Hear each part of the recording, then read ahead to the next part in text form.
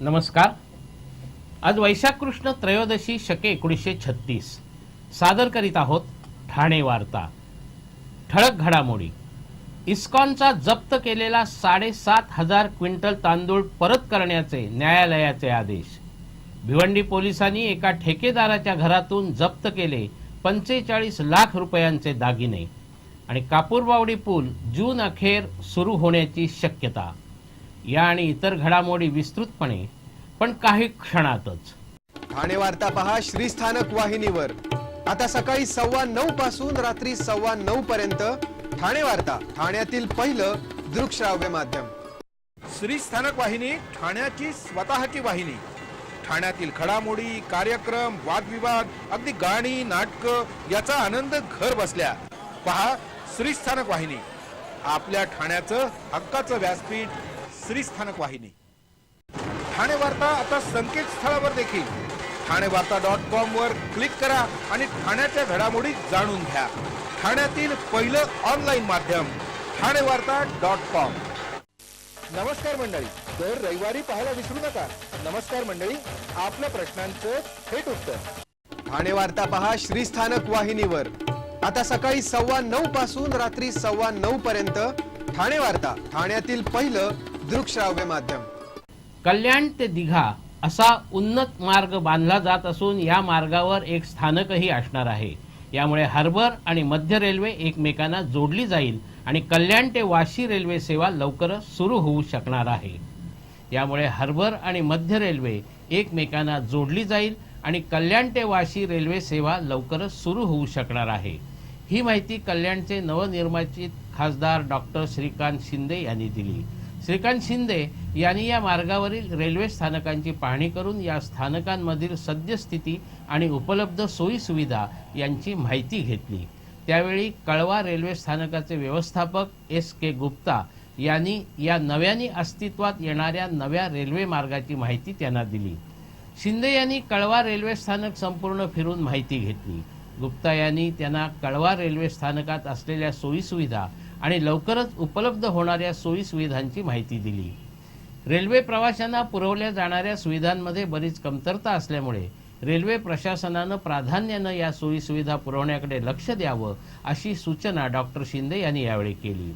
Railway स्थानकात असलेल्या अपुऱ्या तिकीट खिडक्या, शौचालयांची कमतरता, बंद पडलेली ATVM यंत्र यावर त्वरित उपाययोजना कराव्यात अशी सूचना त्यांनी यावेळी केली।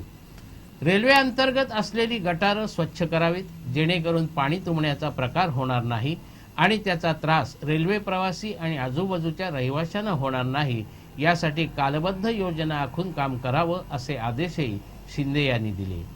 कळवा रेल्वे स्थानकातून रेल्वेला रोज 6 लाख रुपयांचं उत्पन्न मिळतं आणि 70,000 प्रवासी प्रवास करतात। त्यामुळे रेल्वे स्थानकात योग्य ती सुरक्षा व्यवस्था आणि रुग्णवाहिकाही उपलब्ध करून द्यावी अशी ही सूचना डॉक्टर शिंदे यांनी यावेळी केली।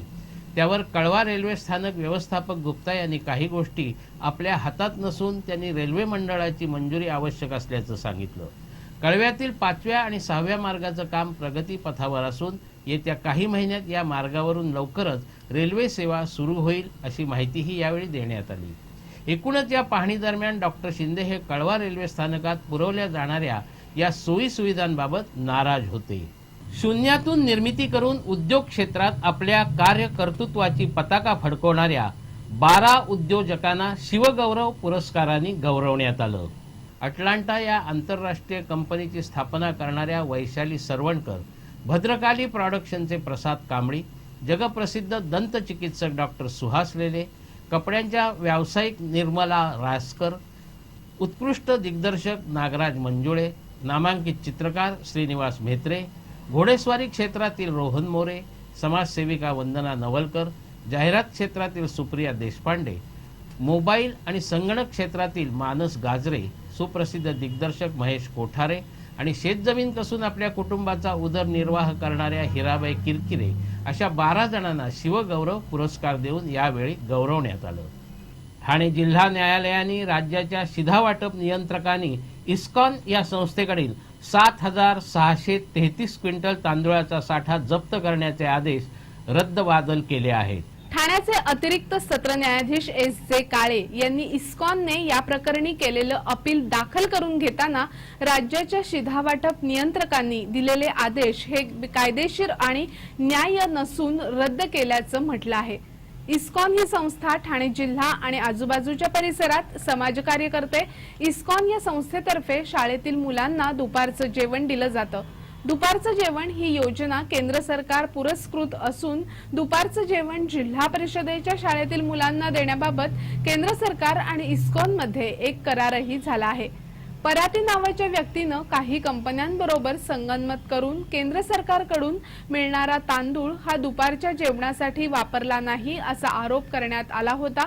केंद्रातर्फे पुरवला जाणारा तांदूळ हा विविध गोदामांमधून पुरवला जातो, मात्र पुरवला जाणारा तांदूळ हा अस्वच्छ असतो। याबाबत अनेकदा संबंधितांबरोबर बैठकाही झाल्या। दुपारच्या जेवणात स्वच्छ आणि चांगला तांदूळ मिळावा यासाठी संबंधित अधिकाऱ्यांच्या परवानगीनं हा तांदूळ नवी मुंबईत स्वच्छ केला जातो आणि स्वच्छ केल्यानंतर पुन्हा तो मध्यवर्ती स्वयंपाकगृहांमध्ये आणला जातो। नोव्हेंबर 2012 मध्ये असा तांदूळ आणला जात असताना शिधावाटप अधिकाऱ्यांनी तो जप्त केला आणि दुपारच्या जेवणासाठी आणला जात असलेला तांदूळ पूर्ण वापरला जात नसल्याबद्दल इस्कॉनवर कारवाई केली। मात्र या प्रकरणी कोणताही कायद्याचा भंग झाला नसताना पूर्वग्रह दूषित ठेवून कागदपत्रांमध्ये डोळेझाक करून कारवाई करण्यात आल्याचा इस्कॉनचा दावा होता। त्याचप्रमाणे हा तांदूळ विकण्यासाठी साठवला होता आणि यातून काही फायदा झाला असा कोणताही पुरावा मिळाला नसल्यामुळे शिधावाटप नियंत्रकांनी दिलेले आदेश रद्द करावे अशी मागणी इस्कॉनतर्फे न्यायालयात करण्यात आली होती। न्यायालयाने इस्कॉनचे सर्व दावे मान्य करून शिधावाटप नियंत्रकांचे आदेश रद्द केले आणि जप्त केलेला तांदळाचा साठा इस्कॉनला खुला करावा असंही न्यायालयानं स्पष्ट केलं। ठाणे वार्ता पहा श्रीस्थानक वाहिनीवर आता सकाळी 9:15 पासून रात्री 9:15 पर्यंत। ठाणे वार्ता, ठाण्यातील पहिलं दृकश्राव्य माध्यम। आपला परिसर स्वच्छ आणि सुंदर ठेवण्यासाठी ठाणे महापालिकेत सहकार्य करा। ओला सुका कचरा वेगवेगळा जमा करा आणि रोगराईपासून मुक्तता मिळवा। श्रीस्थानक वाहिनी ठाण्याची स्वतःची वाहिनी। ठाण्यातील घडामोडी, कार्यक्रम, वादविवाद, अगदी गाणी, नाटक याचा आनंद घर बसल्या पहा श्रीस्थानक वाहिनी। आपल्या ठाण्याचं हक्काचं व्यासपीठ श्रीस्थानक वाहिनी।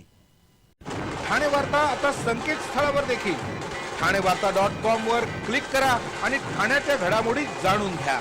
ठाण्यातील पहिलं ऑनलाईन माध्यम ठाणेवार्ता.com।